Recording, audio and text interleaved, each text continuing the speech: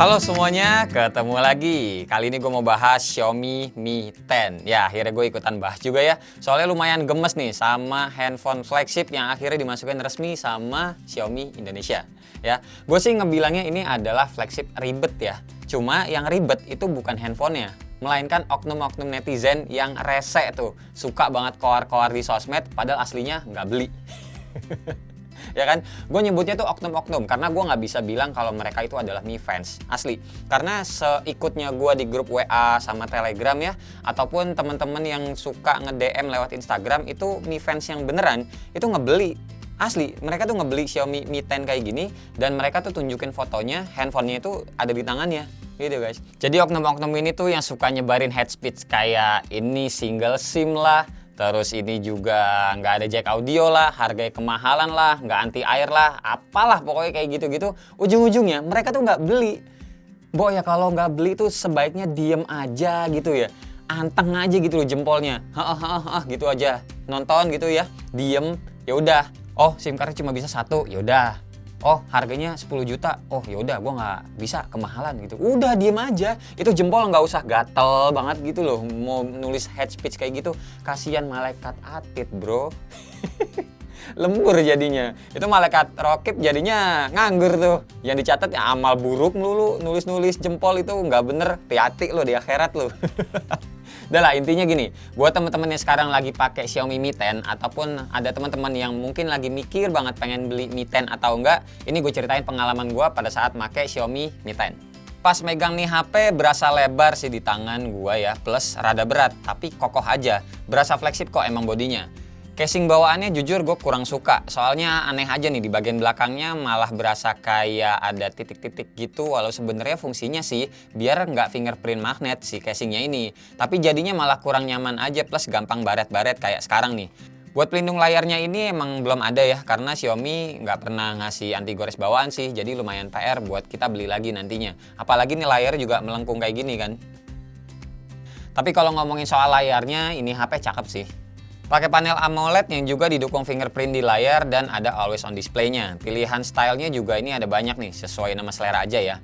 Buat performa fingerprintnya juga cepet, nggak ada komplain gua. Pun begitu face unlock-nya juga cepat. Ukuran layarnya ini 6,6 inci, luas dan puas-puas aja sih selama gue pakai buat nonton ataupun main game. Cuma buat pemakaian sehari-hari gue tetap ngeluh ya soal lebarnya ini handphone, kalau kelamaan dipegang bikin cepet capek aja soalnya. Belum lagi kalau ditambah casing makin berasa sih lebarnya. Soal performa main game gak usah dibahas panjang lebar, karena ini udah pasti lancar lah. Snapdragon 865 dipaduin sama RAM-nya 8GB. Udahlah, ngacir bro. Antutunya aja dapat 550 ribuan. Paling keluhan gue tuh ada di bagian posisi speaker aja sih, yang kalau ngikutin default game secara landscape itu mesti dibalik lagi. Soalnya bakalan ketutupan sama telapak tangan nih speakernya. Speakernya ini stereo, tapi beda dari HP stereo kebanyakan ya. Soalnya kalau kita ngelihat fisik lubang speakernya aja nih ya, di atas ini tuh sama kayak yang di bawahnya. Biasanya kan kalau speaker yang di atas itu nyatu sama earpiece, nah kalau ini tuh enggak. Terus kalau ditanya suaranya kayak gimana, suara speaker eksternalnya ya, duh, suaranya menggelegar men, asli.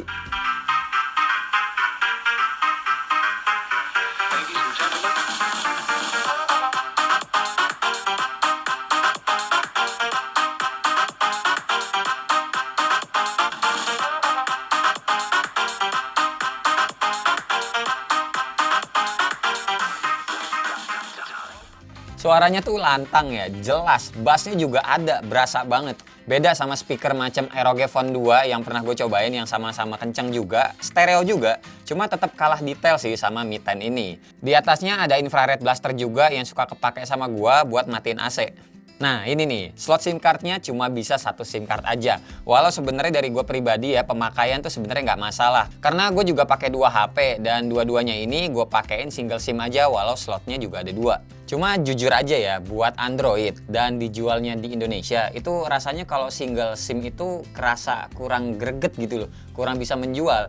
Jadi kalau di Indonesia yang bisa dibilang wajar ya single SIM itu kalau menurut gue adalah iPhone atau Galaxy Flip yang harganya udah mahal banget. Ini dua-duanya single SIM dan orang-orang ya pada ya udahlah kalau single SIM gitu loh. Terlebih ini slot SIM cardnya bentuknya tuh dual SIM kayak gini ya, cuma ditutupin aja dan bener Bisa diakalin ternyata menjadi dual SIM. Videonya itu teman gue udah pernah bikin dan berhasil. Gue taruh link di deskripsi di bawah. Tapi ingat teman-teman, resikonya tanggung sendiri ya. Terus buat ngecasnya nih, gue juga seneng banget nih. HP itu kenceng, 30 watt kan kita dapat chargerannya juga. Dari sekitar 2% sampai full, kira-kira sejam lebih dikit lah. Ini gue ada ngerekam tiap 15 menit, pertambahannya tuh kayak gini. Dari 2% ya, 15 menit jadi 34%. 30 menit jadi 58%, 45 menit jadi 83, dan 1 jam jadi 99%. Dan ya udah sih, paling 5 menit lagi juga jadinya full. Dan soal kepala charger ini juga ternyata penting ya guys. Gua nyobain pakai Baseus GAN 65 watt yang biasanya gue pakai, ini tuh nggak keluar fitur charge turbonya di Mi 10. Keluarnya cuma tulisan quick charge biasa aja. Tapi kalau kita ngelihat ke indikator baterainya di kanan atas sih lambangnya sama-sama aja ya, 2 petir. Jadi ya kesimpulan gua sebaiknya kalau teman-teman pergi kemana-mana gitu ya, charger aslinya dibawa aja biar ngecasnya bisa lebih cepet. Punya kapasitas baterai sebesar 4780 mAh dan gua tuh bisa dapat SOT sekitar 7 jam 19 menit. Dan gue juga ngetes pakai PCMark dapat angka hampir 15 jam. Soal software Mi 10 yang gue pegang ini tuh masih di MIUI 11 sama Androidnya 10. Buat gue sendiri nggak ada masalah sama UI-nya. Paling yang buat gue pribadi kurang asik itu ada di bagian home-nya aja sih. Soalnya semua ikonnya jadi satu kayak di iPhone. Nggak bisa swipe up untuk menuju menu-menu kayak UI yang biasanya gue pakai. Kalau swipe down buat nurunin notif sih ya aman. Teman gue sih ada yang bilang kalau dia tuh udah dapat update-nya, jadi untuk menuju aplikasi itu bisa di swipe up kayak gitu juga. Nah cuma unit yang gue pegang ini belum ada update-nya, mungkin emang ganti-gantian kali ya. Jadi ya udah pakai yang ada aja sih. Atau kalau mau ya pakai yang third party, pakai Poco Launcher juga bisa misalkan. Jaringan SIM card atau network di Mi 10 ini udah mendukung 5G, walau negara kita sendiri tuh belum ya. Tapi seenggaknya kalau keluar negeri yang mendukung 5G, nanti ya jadinya bisa dipakai. Kalau di negara kita sendiri ini, gua rasa 5G kayaknya masih lama ya. Jadi ya gue bisa bilang 5G di Mi 10 ini tuh agak-agak useless untuk pemakaian sehari-hari di Indonesia gitu. Tapi ya it's okay to have it gitu loh. Maksudnya ya nggak apa-apa, yang penting ada. Terus soal keyboard bawaan Xiaomi ini kan Google Board ya. Vibrate-nya sih asik ya buat ngetik, berasa mantep juga walau nggak semantep Oppo Reno 10 Time Zoom yang pernah gue coba. Tapi ya entah ini gue kenapa tipe melulu pas lagi ngetik, terutama pas mau nyentuh huruf P sama spasi. Mau ngetik P tuh malah sering nggak kesentuh, mau ngetik spasi juga suka kepencet huruf N ataupun B. Entah ini emang jari gua atau emang butuh update software ya, gue juga masih nggak tahu. Coba kalau misalnya teman-teman ada yang pakai Xiaomi Mi 10 juga, ada yang ngalamin kayak gua nggak? Gitu coba tulis di kolom komentar di bawah ya. Abis itu ya gue tes aja main real drum dan aman-aman aja sih touchnya. Responnya juga bagus, no delay, sama ditambah speakernya yang ASO ini juga jadi asik sih. Suara bass drum sama tom-tomnya juga jujur lebih asik daripada gue main di Galaxy S20 Plus.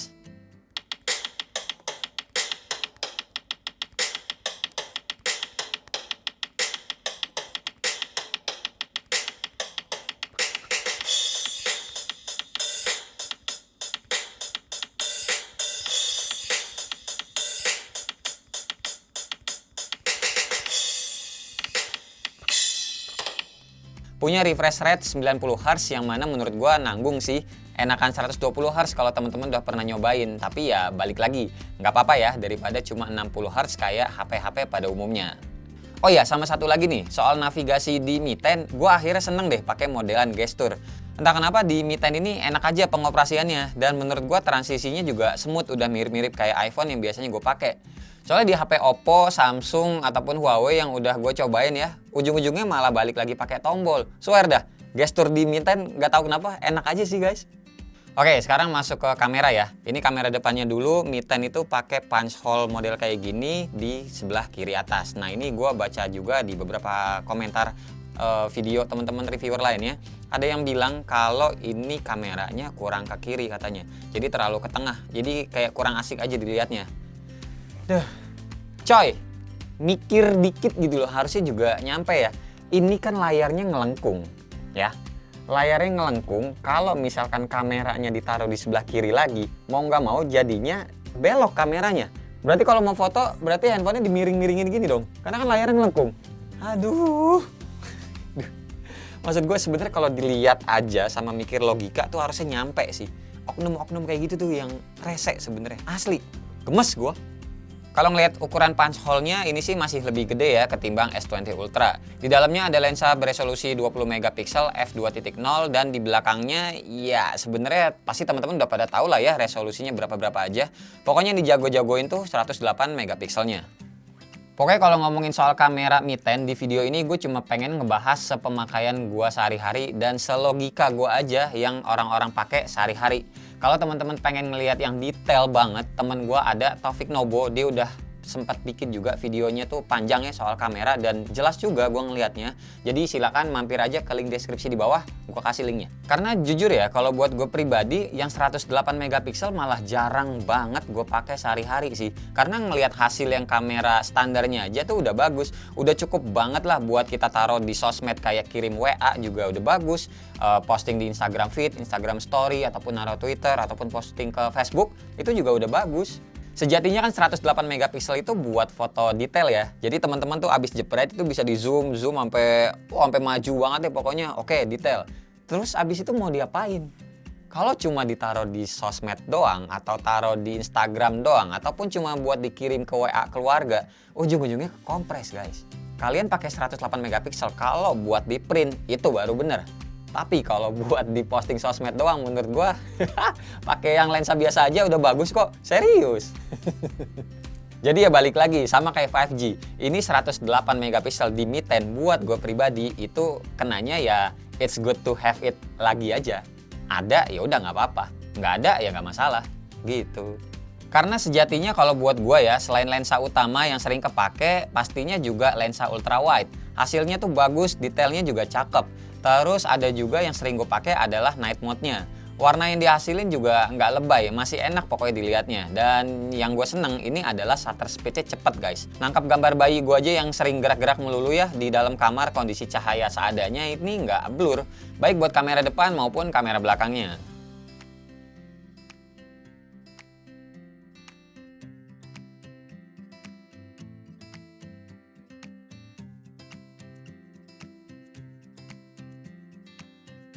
Nah buat videonya sendiri gue udah nyobain beberapa mode di siang sama malam hari dan hasilnya tuh kayak gini. Nah kalau ini contoh video kamera depannya cuma lagi siang-siang ya. Sekarang tuh gue lagi ada di daerah Cilandak, pengen rapid test lagi buat nge-make sure insya Allah gue nggak ada corona gitu. Dan ini kalau teman-teman mau lihat sekarang tuh kondisinya rame banget ya.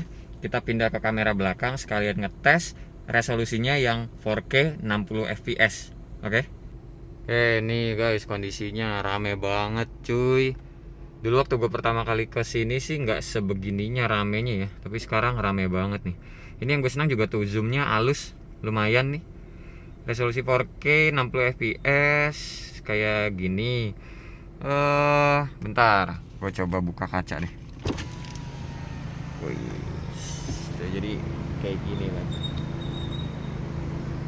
Hai, Mi 10 nih, belilah. Nggak beli diam aja. Oke, dan ini contoh video kamera depannya ya, Xiaomi Mi 10. Ini gue rekam di 1080p 30 fps dan ini sekalian nyobain aja kalau malam-malam tuh kualitasnya kayak gimana.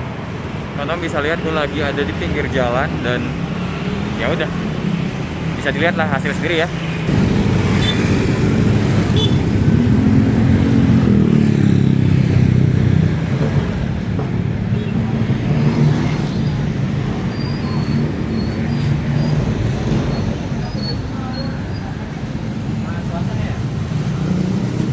Mas, bentar.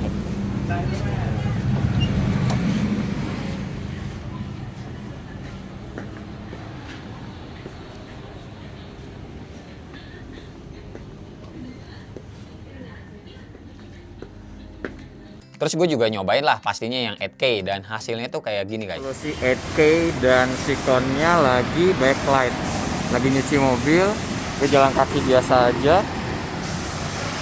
Kayak gini ya. Backlight. Ini pas giliran ke yang enggak backlight bagus sih. Nah jadi kalau teman-teman udah lihat hasilnya, ini menurut gue yang 8K nasibnya bakalan kayak lensa yang 108 megapikselnya sih. Jarang kepake kalau sama gue di kehidupan sehari-hari. Gue tuh paling demen kalau rekam video di resolusi Full HD 60 fps aja malah. Karena dengan ukuran segitu udah cukup sih buat di share-share di medsos aja, terus ukurannya juga nggak kegedean ya, sama videonya juga udah stabil. Terus juga ada fitur Ultra Steady-nya, dan ini sebenarnya penambahan software aja sih alias ACE ya biar lebih stabil. Soalnya lensanya kan juga udah ada OIS. Kelihatan nih kalau kita aktifin tampilan di HP-nya jadi agak ngezoom sedikit kayak gini. Dan resolusinya juga di lock Full HD 30 fps aja.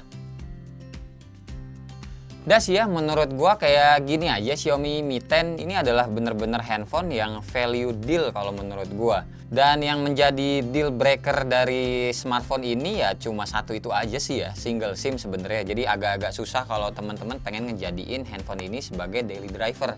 Yang kebiasaan dual SIM itu menurut gua emang agak-agak susah sih. Nah, cuma dari gua buat teman-teman yang bener-bener nggak bisa nerima single SIM, udah diem aja. Tahan jempol, gak usah nyebarin hate speech. Terus kalau misalkan pengen yang dual SIM, udah beli aja Mi Note 10 Pro. Bodinya mirip kayak gini juga, layarnya ngelengkung, cakep. Cuma beda di prosesor aja, Snapdragon 730. Kalau ini kan pakai Snapdragon 865. Jadi kalau misalkan kita lagi nongkrong bareng, gue pakai Mi 10, lu pakai Mi Note 10, itu duduknya jauh-jauhan ya. Nggak, bercanda. Tapi balik lagi, buat teman-teman yang sekarang udah pakai Mi 10, udah enjoy aja. Pilihan kalian itu nggak salah. Terus kalau buat teman-teman yang masih mikir mau beli Mi 10 atau enggak, coba dipikir-pikirin lagi tadi beberapa kelebihan yang udah gue sebutin. Walau kekurangannya juga ada ya. Kelebihannya tuh kayak mulai dari baterainya awet, ngecasnya cepet, multitasking aman, ngegame juga aman. Buat yang demen-demen ngoprek gitu ya, Xiaomi kan banyak di forum-forum, apalagi kalau cuma Gcam aja. NFC ada, terus layar juga AMOLED cakep, kameranya juga bagus lah, ini udah masuk flagship. Dan ya udah, tinggal siapin dana aja sebenarnya. Cuma ya balik lagi ya, kalau nggak demen HP lebar, mendingan jangan dipaksain. Karena kan ini handphone setiap saat dan setiap hari kita pegang ya. Belum lagi kalau diganti casingnya, jadi ya lumayan makin lebar. Karena saran gua balik lagi ya, jangan terlena pakai casing bawaannya. Karena ini handphone lumayan berat, jadi kalau misalkan amit-amit jatuh aja, takutnya langsung ambyar gitu guys. Siapin aja dana 10 juta buat nebus HP ini buat teman-teman yang emang lagi ngincar. Tapi yang sepenglihatan gua di beberapa e-commerce lokal itu udah under 10 sih. Jadi ada yang 9,8, ada yang 9,7. Lumayan lah selisihnya buat teman-teman beliin anti gores ataupun casing yang lebih bagus dari bawaan. Gitu guys. Ya udah, paling segini aja video kita kali ini. Semoga bisa membantu teman-teman ya yang lagi bimbang soal Xiaomi Mi 10. Terima kasih buat teman-teman yang udah nonton dari awal sampai akhir. Dan seperti biasa, nggak usah di like, nggak usah di share, dan nggak usah juga di subscribe channel ini kalau tidak bermanfaat. Tapi kalau bermanfaat ya di share, kasih tahu juga ke teman-teman, siapa tahu nambah pahala ya. Gue Wasa, sampai ketemu di video selanjutnya. Bye bye. Cheers.